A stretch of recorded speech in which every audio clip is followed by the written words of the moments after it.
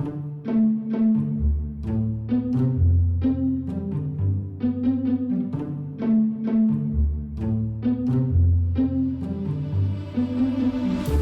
love movies, and I've done so since I was a kid. We had an Odeon and an ABC cinema virtually back to back in our London suburb. When I wasn't going to see movies there with my parents and my friends, I'd spend many a wet afternoon with my grandma at the Classic in Hendon, and sometimes we made it by bus all the way to the Gaumont in Finchley. Being in a cinema was an essential part of the film experience, a trip in its own right. Of course, the movie business has shifted and changed. To paraphrase Norma Desmond, the pictures got very big, but mainly the auditoriums got pretty small.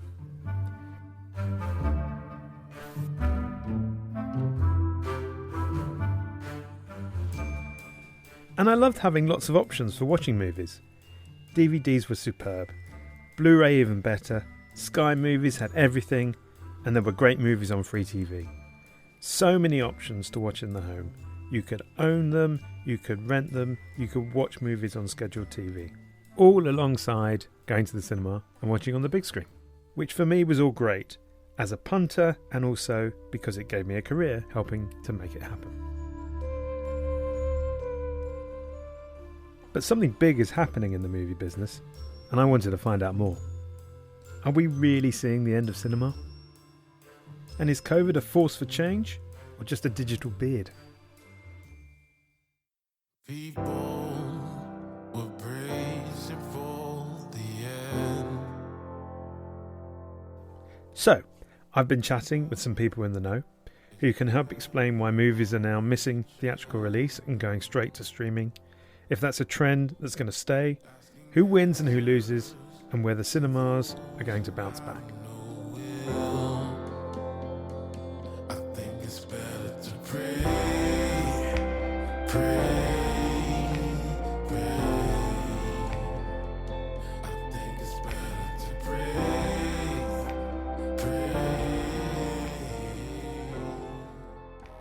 So, what's been happening?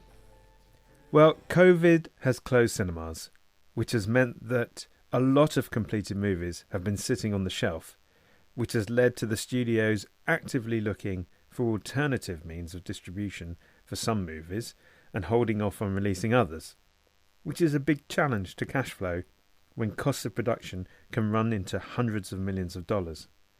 But let's be honest, studios have been wanting to avoid movies being on the shelf for decades and have ramped up efforts to find alternative business models for their movies for many years. Universal kicked off the latest round of innovation with the move to a shortened theatrical window before movies went to a pay-per-view model. The cinema chains were furious.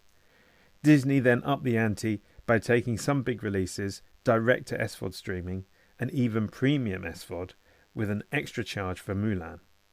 But Warner Media really upped the ante by announcing that Wonder Woman 1984 and the whole 2021 release schedule would go direct to HBO Max simultaneously with theatrical release. It was a drop the mic moment.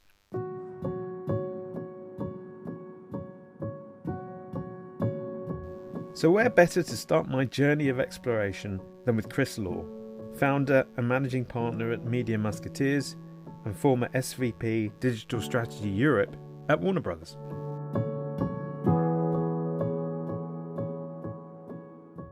Chris started by putting modern day events into their historical context. Windows were always designed to be a moving target. Windows are a release strategy to maximize the profitability of a given title. Obviously, these companies started with theatrical releasing, that's all there was. And so that was the first window and their principal source of revenue. As other sources of revenue, DVD and television, came online and started to offer different forms of revenue collection, they needed to be organized in a way that prioritized highest margin over lowest margin. So, when television came on, it was free, the public service subsidized by the government or ad supported. And when you deliver your product free to consumers, that tends to come at the end of the chain rather than the beginning of the chain. So that's what Windows are. I felt I needed a US perspective. and so I turned to Adrian Alperovich, former COO at Focus Features, and prior to that, a senior executive at Sony Pictures for 20 years.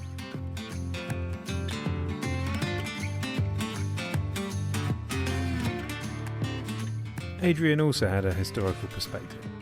The movie business was this really interesting, intricate dance of delaying the exposure of a film and creating a windowed distribution that started with theatrical. And as new technologies were introduced that could have a giant consumer application, they'd slot in windows in between other windows.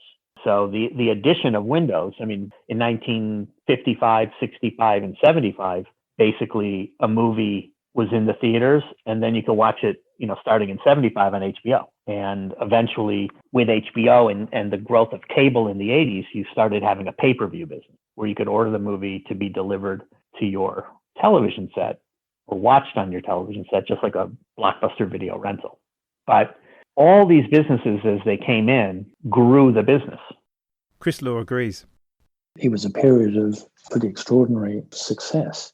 The studios were making more money at the end of the 1990s and start of 2000s than ever before. DVD was generating increasing returns because that shift in distribution strategy was hugely successful as a consumer product.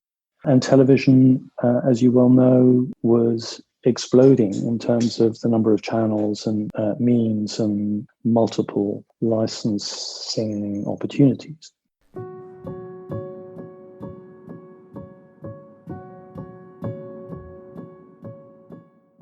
Crispin Lilly is one of the UK's most experienced cinema executives, having worked at Virgin Cinemas, UGC Cinemas, Cineworld, and most recently as CEO of Everyman. Crispin points out that the exhibitors also benefited from the explosion of in-home viewing of movies. And you probably know this, Dan, as well as anyone, but in 1984, we had 3 TV channels and VHS had just been born. And our cinema admissions were at 54 million in the UK. You wind forward 30 years and you've got how many TV channels? 300. We've gone from VHS to DVD to Blu-ray. We've got Amazon, we've got Netflix, we've got Disney Plus, and this is talking sort of 15 months ago, and cinema admissions had tripled. Well, that doesn't seem to make sense until, of course, you realize that actually that downstream diversification for studios actually de-risk making films, which means they made more films and they put more money behind them and more money behind marketing and QED. Cinemas benefited. Tim Richards' career has straddled the two sides of the industry.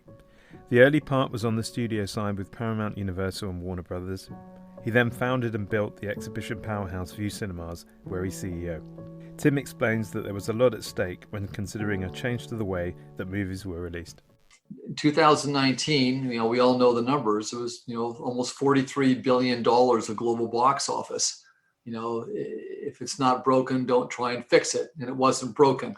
And so I think that the studios were very nervous about eating into that 43 billion. And, the secret that we were all trying to get to was to have our cake and eat it too, collectively as an industry, where we could kind of make adjustments without impacting what was actually happening. So everyone was doing well. The studios were making money, the cinemas were making money. Why would you make any change? It's a risk trying to change a system in anticipation of what it is you think is going to happen and how the market's going to change, how consumers are going to react, and how your existing B2B business is going to manage that. So it involves a certain amount of bravery, or what the business community likes to call vision, to go and do it. Crispin Lilly agrees that risk was a barrier to change, although he observes that there were different risks for the exhibitors and distributors. If a studio releases a film today and it dies, as often they do, obviously, they have another 10 films lined up the rest of this year. If you open a cinema for a 25-year lease and it dies, you're on the hook for 25 years. So the risks and the dynamics are not only completely different, they're actually fundamentally at loggerheads. And I think, that's the challenge. And that's where you have to understand this sort of standoff, the reluctance to change on both sides over the last 10, 15 years. It's been high risk.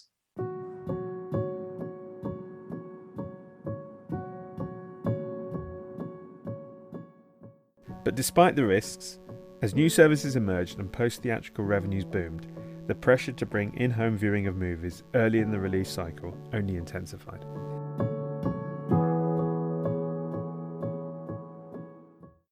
At first, it was the pay TV and pay-per-view services like Sky Movies that tried to encourage the studios to bring availability forward, as Ian Lewis, former head of Sky Cinema, explains. I can't tell you how many conversations we had with the studios about testing this or experimenting with that, or let's try this or the other. We don't know if it's going to work, but let's see if there are new interesting models that can benefit customers and make us more money in the process. The market was too reticent to do it for whatever reason. So stasis set in. The windowing structures stayed intact for a generation. You know I'm a big Star Wars fan, right? So the first Star Wars film was released in 1977. And at that time, it roughly took 4 years before you could see that film in the home. By the time we launched Sky Cinema Originals, it was 40 years later. And we were getting films 8 months after theatrical release. So we'd closed the gap by 1 month a year for 40 years. That's how slow the industry was working.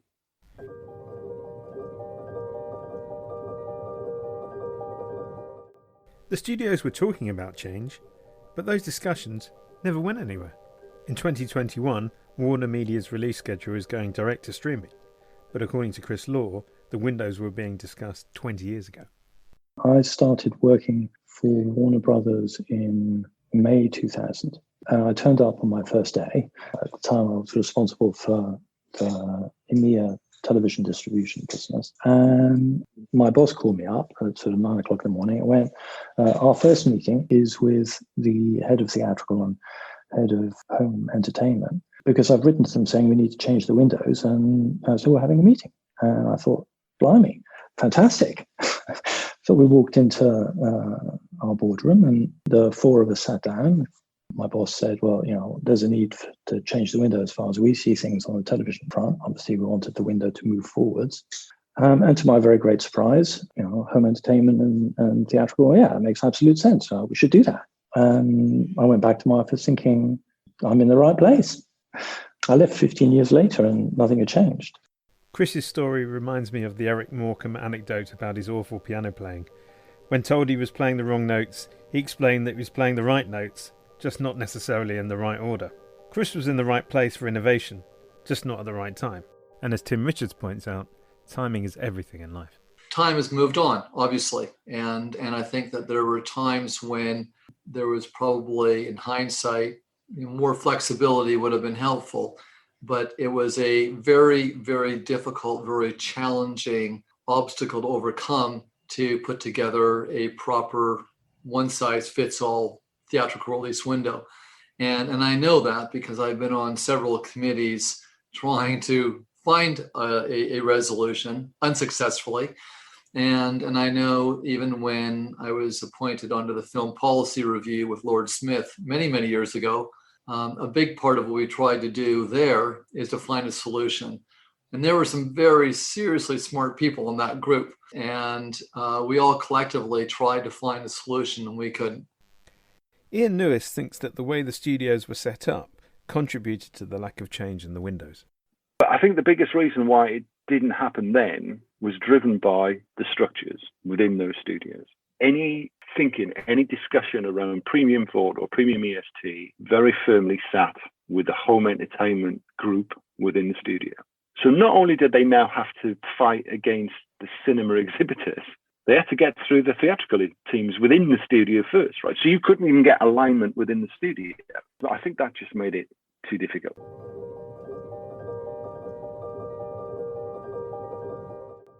So the studios were talking about condensing windows, but needed a dramatic shift in the purchasing landscape to force them into action. A global pandemic, for example. Is COVID the reason why we suddenly see change to a tried and tested revenue-generating juggernaut? COVID certainly has blown all of that aside by necessity. If your first and historically most important means of releasing your product and generating awareness for it is no longer a viable opportunity because consumers just can't go there. You necessarily have to find some other way of reaching your audience. And that has, coincided structurally with the fact that many of the large West Coast US film producers have come to the conclusion over the last decade or so that they really need to be competing with the likes of Netflix and creating their own direct-to-consumer on-demand platforms. So COVID has been a catalyst, but the rise of streaming services, especially the studio services, was always likely to bring about the end of a status quo that had been in place for 2 decades.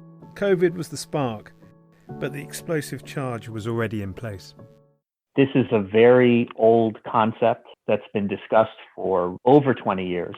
And every year people think it's going to happen. It happened because the movie theaters were closed.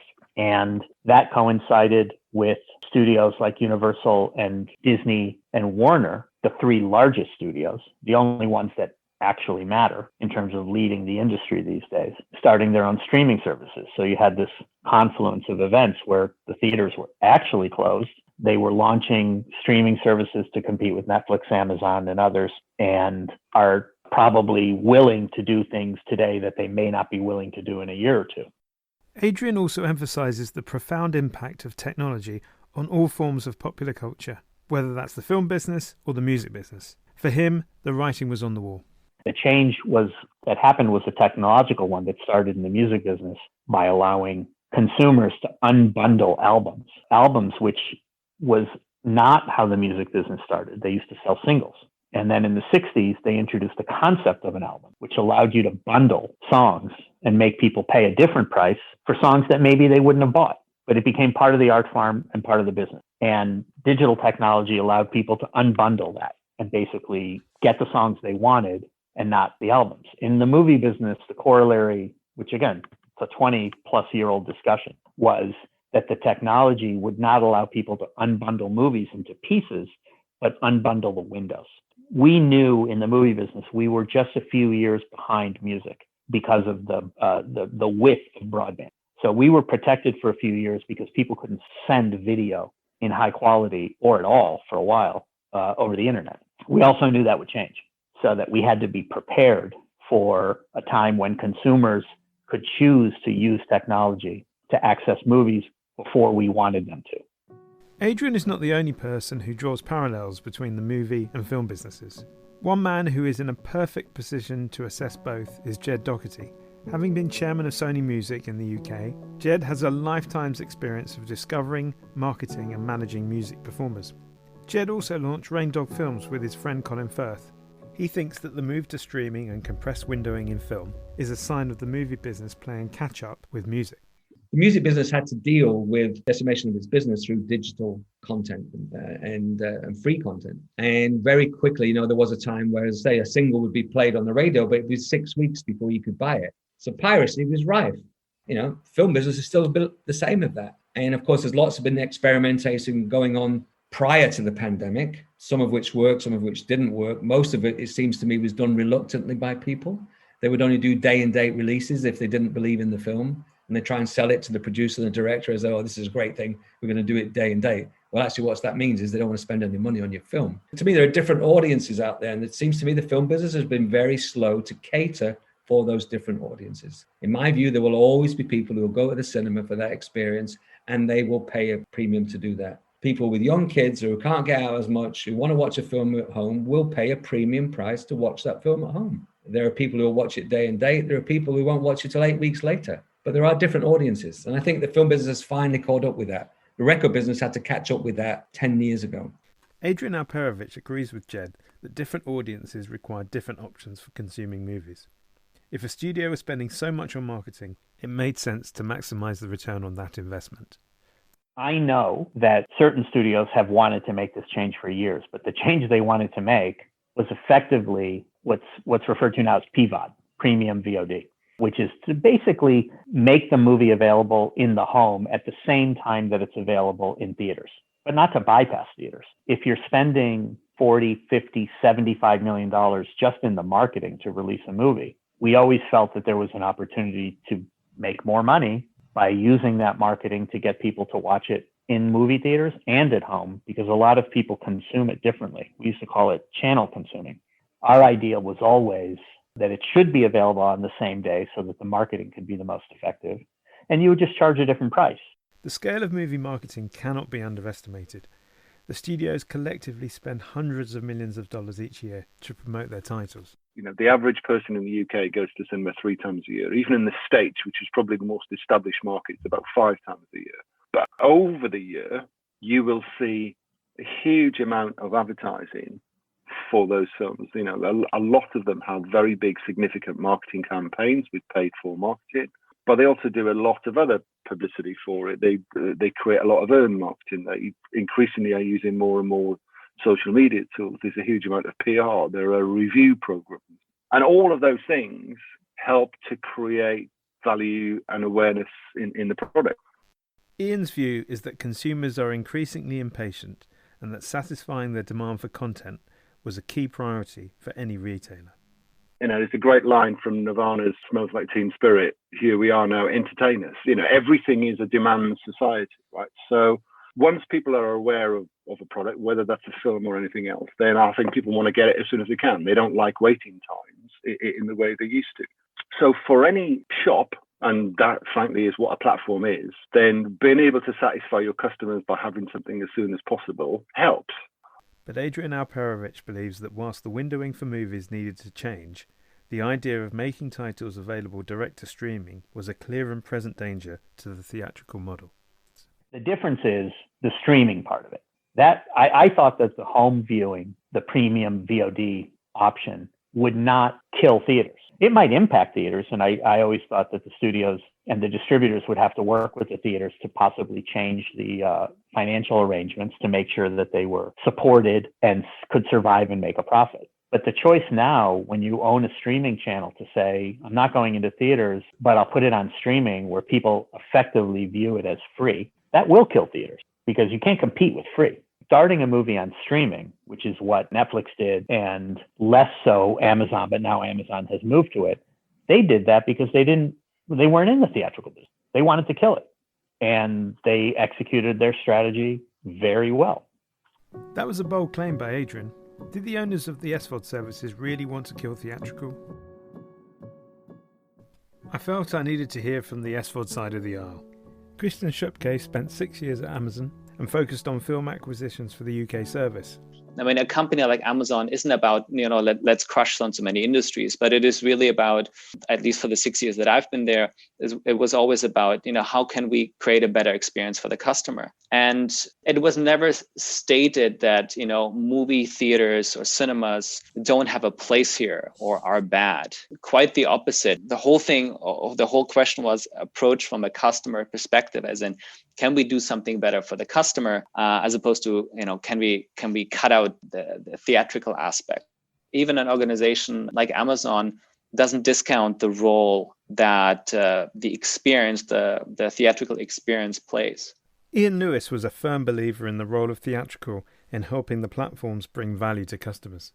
When I was at Sky, I used to think of every way that you could watch a film in the home as a competitive threat to what I was trying to do. But films being shown in the cinema, to me, was a huge benefit because they were creating value in the product I was going to be selling in a few months' time. And that's why, rather than fight cinema head-to-head, we did a hell of a lot, particularly with the major studios, to support new theatrical releases. And we helped them publicize that. We built a significant number of our pop-up channels. We deliberately launched the very first pop-up channel anywhere, I think, with Sky Movies 007, 2 weeks before Skyfall was released. It was about tying in and getting some benefit and the halo effect of that theatrical release, but also knowing that we were creating a benefit for ourselves further down the line. Crispin Lilly echoes Ian's point about the power of theatrical and in-home viewing to build value for each other. Streaming is no threat to cinema. It really isn't. It's just another form of customers watching films at home. And the more people stream, the more people watch content, the more they want to watch more content. And I think there will have been no better trailer marketing campaign for Black Widow when, fingers crossed, it's finally released than WandaVision, or the fact that people have been locked down for a year and how many people have rewatched the entire Marvel universe. And they're all now chomping at the bit to see Black Widow. And they will, and most would choose to see it in the cinema, even if there was choices, and I don't just mean because we're all desperate to get out right now. I think just ongoing, we are social creatures. So the streaming per se, fine, great, bring it on.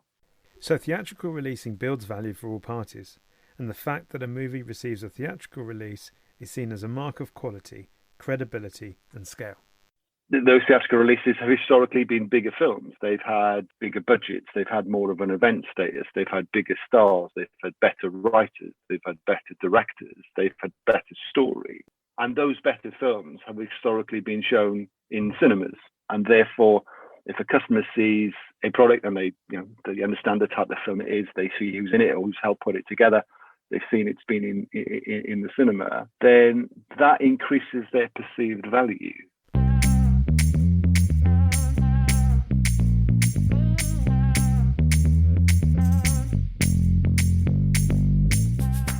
Has the shift in windowing been a success for the studios? That probably depends on your definition of success. Universal trumpeted the financial performance of Trolls World Tour with $100 million of domestic PVOD income. Warner Media has pointed to the importance of Wonder Woman 1984 in driving HBO's US subscriber base to 41 million. Godzilla vs. Kong achieved a $48 million domestic opening weekend in the new release model, despite COVID restrictions. And Disney Plus has hit 100 million subscribers from a standing start, helped in part by the release of major movies like Soul directly to the platform. But Tim Richards questions the success of these release strategies. If you look at what's happened in the last 12 months, and I think the studios have all tested what it means to have a huge blockbuster go out on PVOD and SVOD. Universal started with Trolls, and then Disney with Mulan, and most recently we had Wonder Woman with Warner Brothers. And those are kind of three of the biggest studios right now with three very big blockbuster releases. And I think it's pretty hard to find somebody anywhere who can genuinely say those were successful releases. And the general consensus is that those films left a lot on the table, and not tens of millions, potentially hundreds of millions that were left because they did not get a theatrical release. The numbers seem to back up Tim's perspective. NBC Universal's Peacock is set to lose $2 billion in 2020 and 21. An analysis suggests that Trolls World Tour still underperformed Trolls. Warner Media is projecting a loss of $2 billion for HBO Max in 2020. Disney will be spending between $8 and $9 billion a year on Disney Plus content by 2024, and in December announced losses in the direct-to-consumer division of $2.8 billion. So it seems that for some studios, success is being judged by the run rate on subscriber acquisition rather than the reach and profitability of individual movies. The decisions to take a financial hit on the movie's P&L in support of a streaming service can also make sense for the owner of the streaming service, because that streaming service is probably going to drive more enterprise value and growth in the stock price if the streaming service can establish itself and be successful and grow to a number of subscribers in the first year or two, and can make up for losing hundreds of $millions on the individual P&Ls of the movie. But that's a high-level corporate decision that gets made, and they're looking at all the numbers and balancing it. Still, that was a high price to pay to have a movie on a service.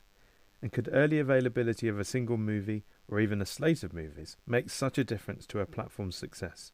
Ian Lewis thinks not. Is it a fundamental benefit to the platform? Probably not.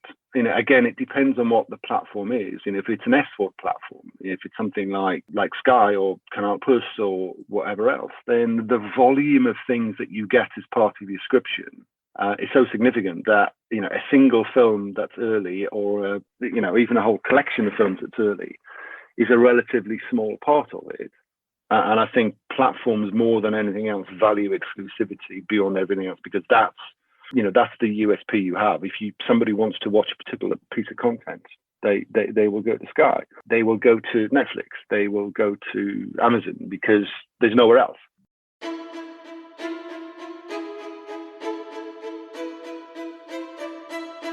I felt that I'd discovered a crucial piece of the puzzle. The early PVOD window was important to some studios who were revenue maximisers, but for others who were launching their own SVOD services, the money potentially left on the table in the theatrical window was less important than the ability to get exclusive content onto these new services. For a studio launching its own SVOD service, maximising revenue from a given release was now completely secondary to the wider push for subscribers to their SVOD services. What stands out in these discussions is that each studio has a different vision for the way movies should be distributed, as Ian Lewis explains. If you take the case of something like Soul, which Disney premiered on Disney Plus on Christmas Day, exclusively on the service and as part of the subscription, I think that's an example of a company that's decided that their future is based around a direct-to-customer proposition, and they have been very unequivocal about how they've gone about it. You know, they have sacrificed a number of historic deals that would have brought in hundreds of millions of dollars for them in order to focus everything around here. But they're still in the very early days of driving that subscription business. They're still trying to add more and more customers. And therefore, anything they can do to help that process along is a factor that they need to build into their economics. Does the lost revenue from Soul, from a lack of the theatrical revenue, get offset by an increased volume of new subscribers to Disney Plus, or less churn from the service than they otherwise would have had? I think only Disney can judge that. Whereas Universal, who obviously did the first big PVOD release with Trolls World Tour, you know, they've already got very established subscription businesses. You know, they've got Comcast in the US, they've got Sky in Europe. But I think their feeling was that they were leaving money on the table during the theatrical window because there was a demand from customers who wanted to watch films but found going to the cinema inconvenient for a whole variety of reasons. And that customer base therefore sat around and waited for 3 or 4 months until they could get to see the movie. So their objectives are different as a start point, and therefore the way in which you go about it is going to be different as well. For Ian, dealing with so many disparate studios made life a challenge to produce a unified customer proposition for one service. The one question I think I got asked by senior management at Sky more than anything else is, what is the studio position on fill in the blanks, right? And if I'd got £1 for every time I was asked, what is the studio position on, I would have retired years ago. And the reality was that most of the time there isn't a studio position. There were 6 major studios and there were 6 different positions. And so different studios saw the whole market very differently. And the same studio saw it differently over time, and they changed their position and they changed their thinking. The shift in thinking at the studio level has been dramatic. Chris Law paints a picture of a Warner Brothers with a different approach to streaming than today's Warner Media. I can't remember the exact year, probably 2003 or 2004. Right? You recall the MPA market shares that we always used to be delivered. I think in that year, Warner's had, because of the efforts we made in the UK only, we had an 80% share of the worldwide SVOD market. I remember discussions internally about entering into licensing deals with other studios to license the SVOD rights for hugely successful television programs in order to deliver an amplified Warner Brothers SVOD service direct to consumers, which is what we'd launched, and try and take a position in that market. And I had agreement for sort of 5-year deals with other studios for some of their jewels. And the decision was taken, we're not a money out business, we're a money in business. 15 years later, they're reorganizing their business to do exactly that. If the shift at Warner's to become a money out business was dramatic, the change of approach at Disney was even more unexpected for Ian Lewis. I would say that over the decade or so that we were talking about premium VOD, the studio that seemed less inclined to want to be part of it were Disney. And I think Disney's model for the last 10 years has been very different from the other studios. It's all been based around, a limited number of brands and big IP and huge releases. So the fact that they were one of the first to get there and have gone in there as big as they have, I think just shows you how unequivocal they've decided to be about Disney Plus being their future. Whether they are right in that strategy or not, I think it's a bit early to tell. But if Disney were going to do it, then absolutely, you couldn't see why the other studios would continue to ignore the prospect. This move to condense the windows is having a knock-on effect on the makeup of the industry. John McMahon spent 20 years at Sony Pictures working across TV and home entertainment. Where once there were 6 or 7 different models in Hollywood, John now sees a new industry emerging. I think we'll have somewhat of a bifurcation in the industry between those players, studios in particular in this case, that have their own streaming service that they're building versus other studios like, well, Sony being one, that doesn't have a captive streaming service that they're actually building product for.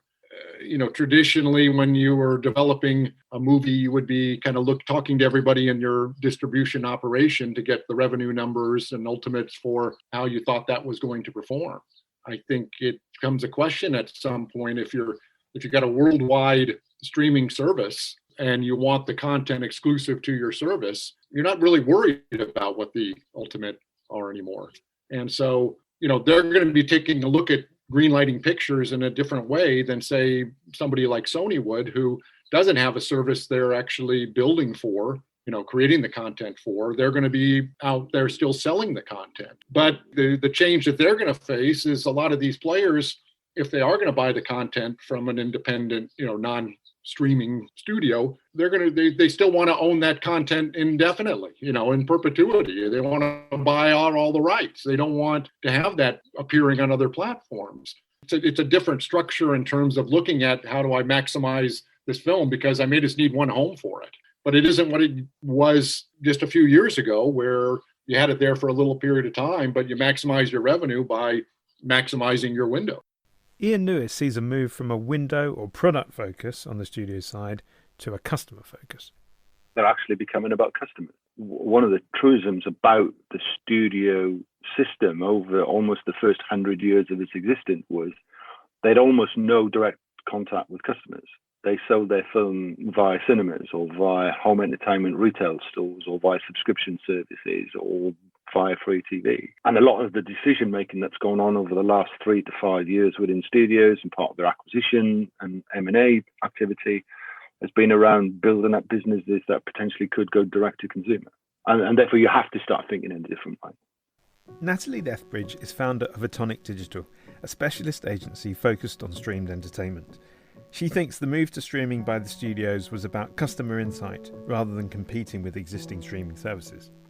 I'm not sure about it being competition. I think it's really a late understanding of the ecosystem and how it's changing, and the fact that actually it's moved from an ecosystem which allowed them to sell B2B and then rely on other organizations for knowledge and expertise on audience engagement and retention, and that the world is fast changing, and really that they had to have that information, because without a flow of data and insights of your audience, without a direct ability to capture that, you effectively over time become commoditized and dependent on your client. And so it's not a good place to be. And I think that's what they're responding to, really, the fact that they have to be able to create a central place for audiences to go to consume their content so that they can understand that audience's behavior and get insights from them in order to develop their propositions, their productions, their plans, and their monetization opportunities. Something else I wondered about was, what do the filmmakers think about movies being so readily available in the home, whether on a transactional or streaming basis? Warner Media suffered a major backlash from many in the creative community, who've generally been extremely protective of the theatrical window. What role had talent played in keeping the windowing unchanged for so long? A very big role. They helped stop it because they would call the heads of the studio and say, we don't want you to do this. We don't even want you to talk about it. Our movies have to go out in theaters. And because I grew up on the home video side of the business, I didn't feel that way. But the heads of the studios were often, very connected to the production side of things. And talent has a lot of power on the production side. So if famous directors call you and say, we don't want you to do this, or we'll never make a movie with you again, the head of the studio, that's all they hear. They're not going to take a brave stand. You need a business person to understand that When the world shifts, that power that the talent has over you is gone. There were always going to be ways to work with talent. You could always make deals that say, I'm going to put it in theaters and I'll put it in this many theaters, but you can't tell me that I can't put it in homes also, because this is good for the movie. And talent also does respond to more people seeing their movies. The appeal of reaching a wider audience is a point echoed by producer Jed Doherty. What I did see on our last movie, Official Secrets, it had limited success theatrically, but it's been a gigantic hit on Amazon. It's easy to say, if you'd have asked me that question 18 months ago, I would have been less likely to say, yes, let's embrace that streaming experience. But now I'm like 100%. Let's go for it. The success of all these streaming platforms now is phenomenal. And as I say, many, many, many more people will see your film on there than they ever would in a theatre. But the elephant in the screening room was that the exhibitors had been acting as a barrier to any kind of evolution in theatrical releasing. Instead of evolution, perhaps that was why we were now seeing a revolution. Ian Lewis was discussing early windowing with the studios, but the centrality of the theatrical release and the reaction of the exhibitors to early availability in the home seemed to kill the conversation. Nearly all of their business, if we're honest, started with how successful is the theatrical release. Because once you knew how well your film had done theatrically, your spreadsheet adjusted all the way down the line for the next 20, 30, 40 years in terms of how much money you were going to take from a movie. So it just became too big a risk for the studios to jeopardize that theatrical business when they knew that every single major cinema exhibitor on the planet was going to be against it. Chris Law thinks that the cinemas were caught in a business model that mitigated against any change. The theatrical business is, a sophisticated business in its own right. It's predominantly a business that is a real estate business. Exhibitors around the world would string me up for saying this, but it's not really a content business. They don't own the content. They don't market the content. They don't know who their customers are. I mean, certainly over the last 10 or 15 years, exhibitors have started having online services and promotions to try and capture data in respect of the people that walk in and out of their venues. But that's still pretty limited, and certainly historically is a relatively recent phenomenon. So they don't really know who their customers are. They don't control the content. They don't market the content. So, I guess it's understandable that they would be anxious to retain the system and control and windowing that they've built up over time. David Smith recently set up AVOD service ULOOK, but prior to that headed up EMEA sales at 20th Century Fox.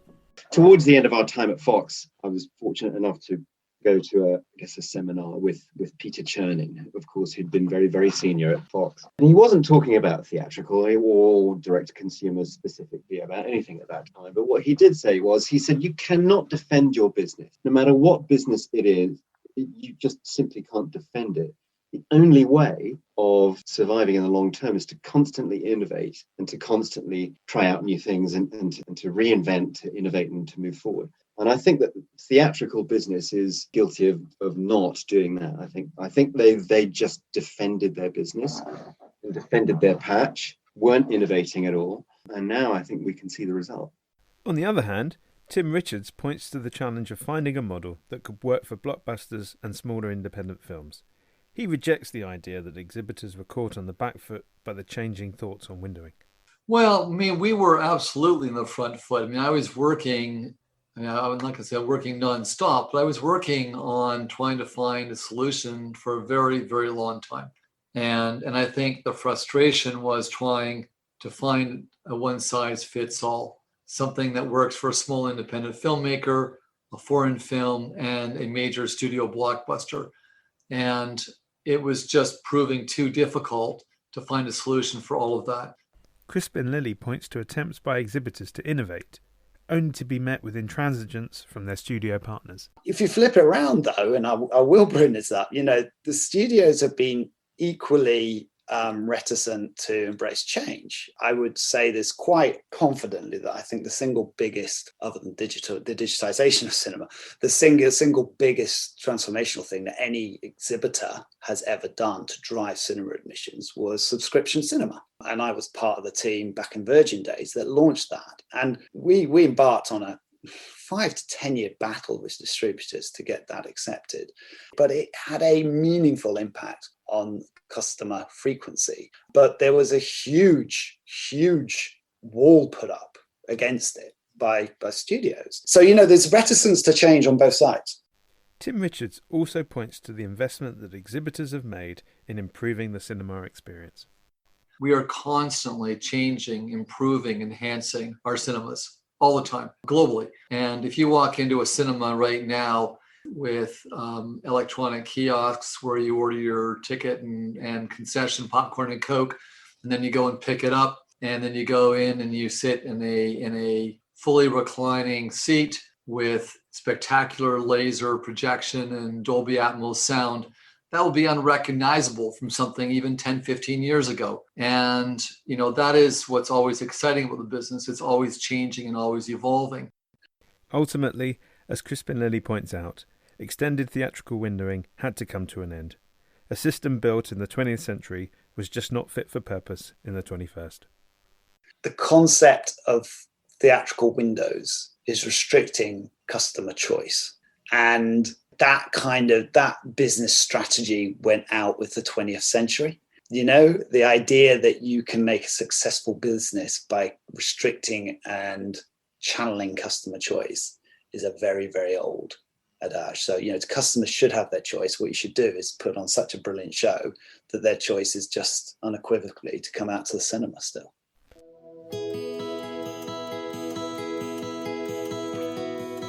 Opinions may differ on the detail, but everyone I spoke to still believed in the power and importance of the cinema in our lives, even if we are unlikely to return to the pre-COVID status quo. I still think that cinema is an incredibly important part of this industry. Right? I think we have to believe that sooner, hopefully, rather than later, this pandemic is going to be over and that life is going to get back to some form of normality, and people are going to want to go out still.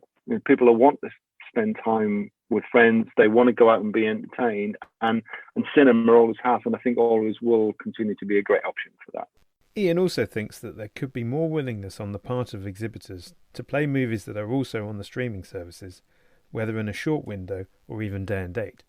The reticence to take films from Sky, to take films from Netflix, even Amazon to an extent who've dabbled in this area, has been quite significant. And they may come a point in the next year or two where cinemas may need those films more than they ever thought they would.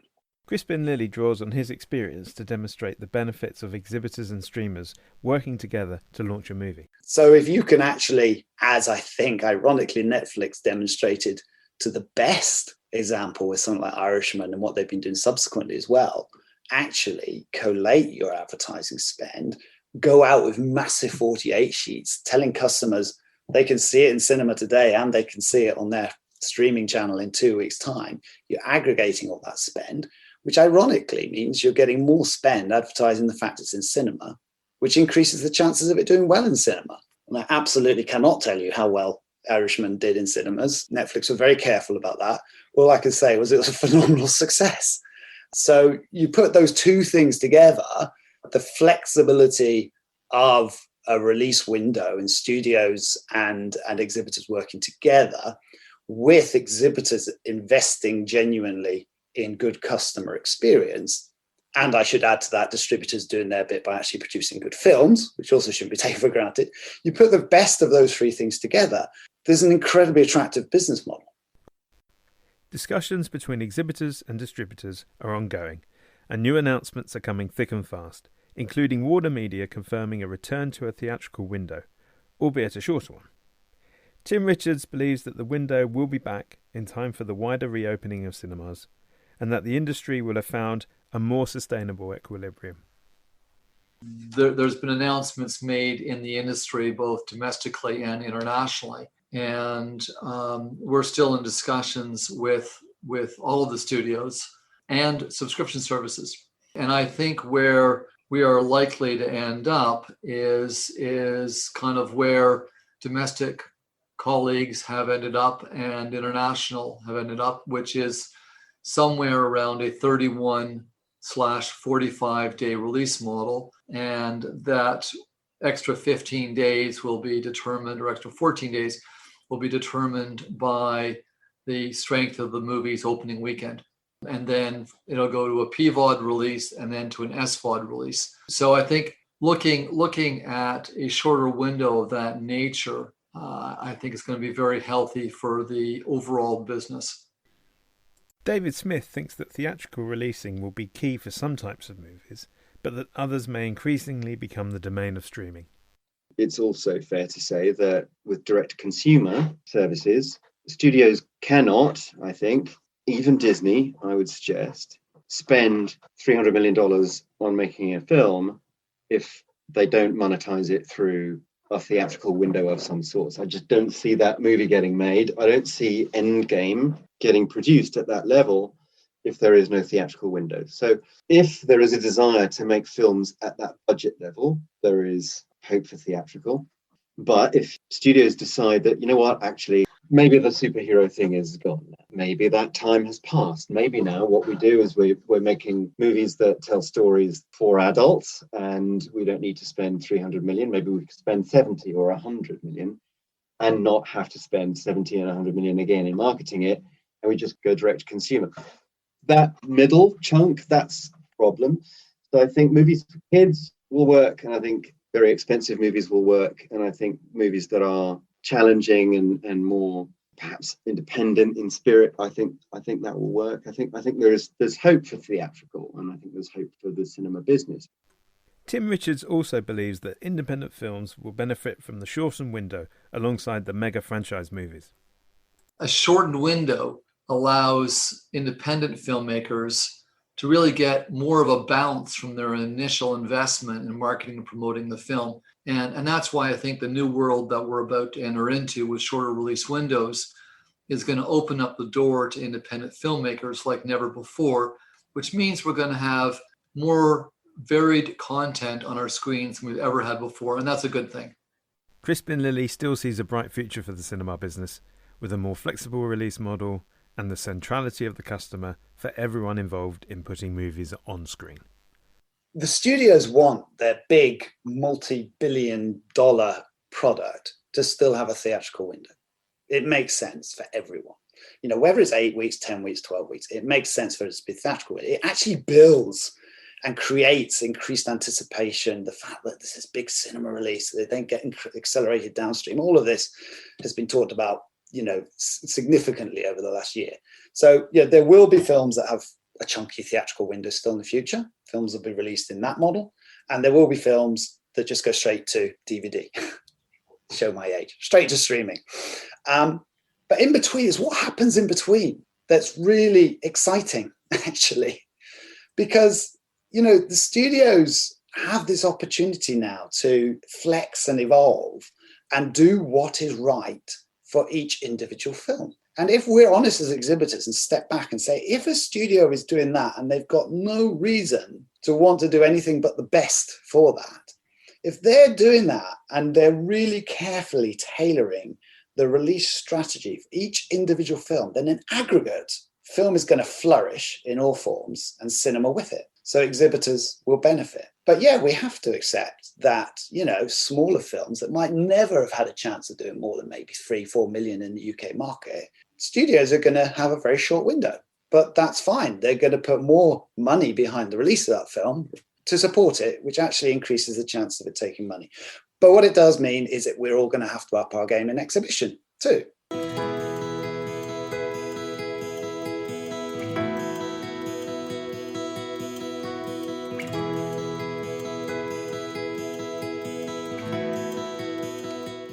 Mark Twain famously said that predictions are very difficult, especially when they concern the future. If cinema will stay central to our lives, will the new streaming services do the same? It's early days as far as Ian Lewis is concerned. Take 2018, 2019 with Disney buying Fox and AT&T buying Time Warner and Comcast buying Sky, the recoupling of Viacom and CBS. All of those things have been seismic changes that have happened in a very small space of time.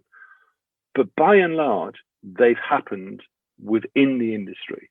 Outside of the US, they haven't happened for the public yet. You know, Disney have only just arrived in the UK, for example. HBO Max hasn't. You know, Peacock hasn't. So there are a number of things that have to play out over the next 2 or 3 years. And for me, it's impossible to imagine that all of those strategies are going to be successful. But picking a winner is difficult with so many different models being attempted. What's interesting is they're not 5 or 10 businesses that are all pretty much the same thing, all battling in the same space, because they all have different nuances. So Disney has got the IP. Right? Disney has got 4 or 5 key brands, and at the moment, the vast majority of their focus is around how they best utilize and monetize that. But there's a question for that as to how long they can keep making more Star Wars product, more Marvel product, more do they, how quickly do they need to expand into other areas? Netflix have got a very, very simple single. They've got one product, they've got a very big subscriber base, and they've only got one revenue line. Right? They don't have multiple other pipes, so they win or they lose based on how good their single proposition is, unless they decide to go off into other territory. Amazon are completely different because their entire business is based around their retail focus. So the entertainment things are very different. Apple's is different because they're hardware focused. And Comcast, AT&T have got telephony businesses. They've got broadband businesses. So they're all coming at things from a different space. What we're definitely seeing is an explosion in the investment in content, whether it's the more established streaming services, the pay TV platform streamers, or the new studio ones. One of the key questions in the business is whether they can all survive.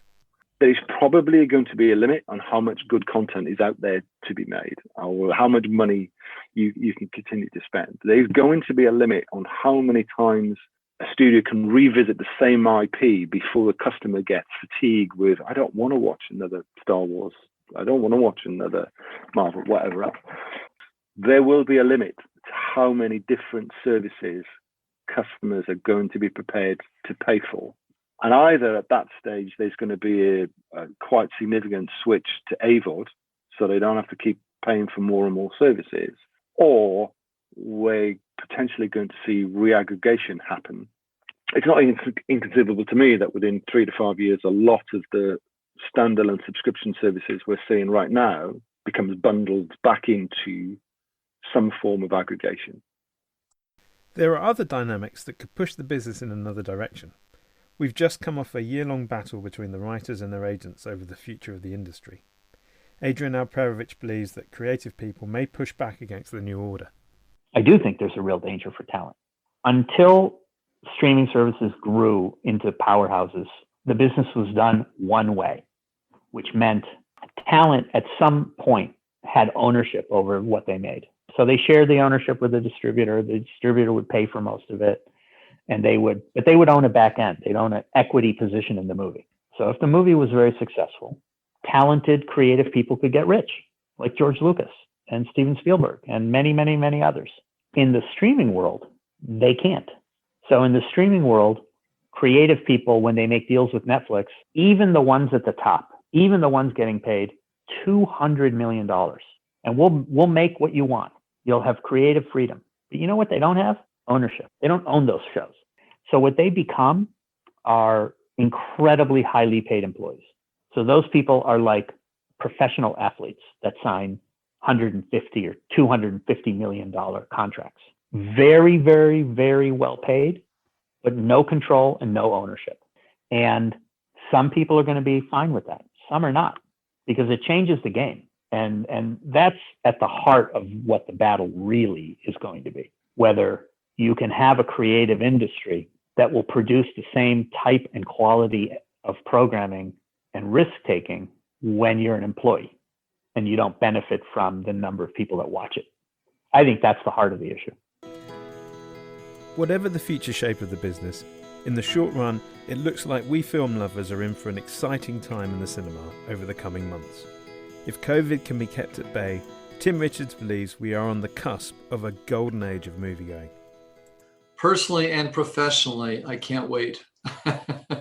Yeah, I just can't wait. It's and there's a pent-up demand like never before. Because all the movies have been time shifted, we're going to have 3 years of movies being released in the next 12 to 18 months. And that's why I'm not even in selling mode. I genuinely believe we are going to enter into kind of a second golden age of cinema as a consequence. We know there's a pent-up demand. We've all seen the numbers coming out of Asia, and that's on restricted capacity and fewer screens. And they're setting records where when they've opened up, we will experience the same thing in Europe.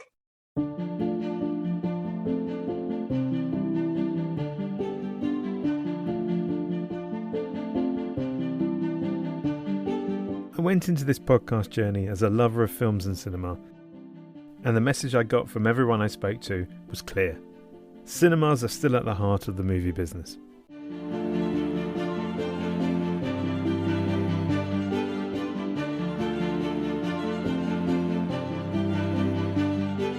Walt Disney once said, "We don't make movies to make money, we make money to make movies."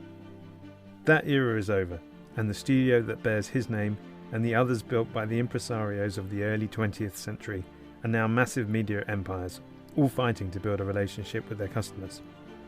As they become more customer-centric, the whole film industry is doing the same. And as the music industry discovered, you can't launch a product and make the customer wait.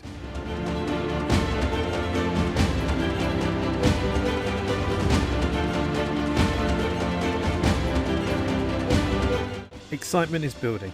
There is hope that we can get back to some form of normality after a year of darkness. Returning to the cinema will be part of the journey back into the light for millions of us.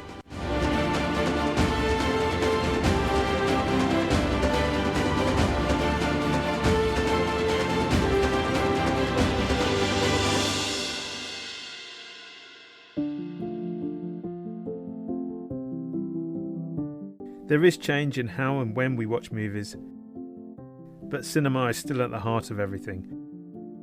And personally, I can't wait to get back into that seat.